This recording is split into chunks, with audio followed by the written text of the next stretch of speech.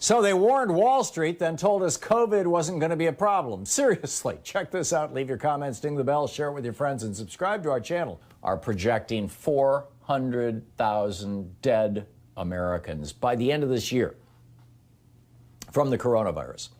And a new study was just published in the Journal of the American Medical Association yesterday, suggesting that as of August, several months ago, there were 75,000 people who died of coronavirus who were never listed as having died of coronavirus. They had heart attacks, they had strokes, they had, sudden death. And when you go back and you look at, what happened, they almost certainly died of coronavirus. They just never got diagnosed. So, we're saying we've got 215,000 deaths. It appears we have well over 300,000 deaths in America. And meanwhile, we're discovering that back in February, the Trump administration gave a private briefing to hedge fund guys, among others, at the conservative Hoover Institution, telling them that the economy was in big trouble and get ready because of the virus.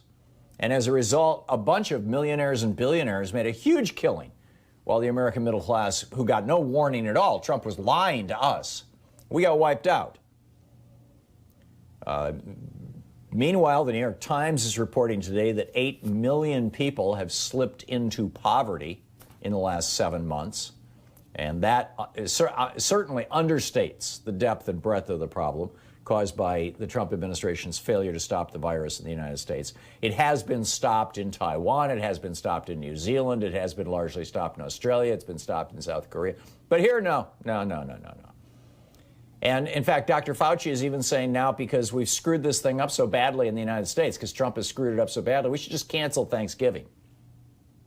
And now the Trump administration is promoting herd immunity, and they've got this petition, this letter that they say is from 9,000 doctors around the world with a whole bunch of made-up names on it.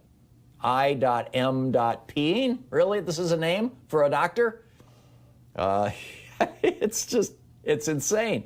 And this letter is openly calling for herd immunity. Yes, let's get 70% of Americans infected. Let's kill 6 million Americans. And then how long will that immunity last? We don't know.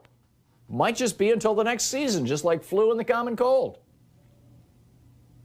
The Republicans have a long history of ignoring public health crises. They ignored the tobacco crisis for years and years. In 2000, Mike Pence even wrote an op-ed saying tobacco doesn't cause a cancer.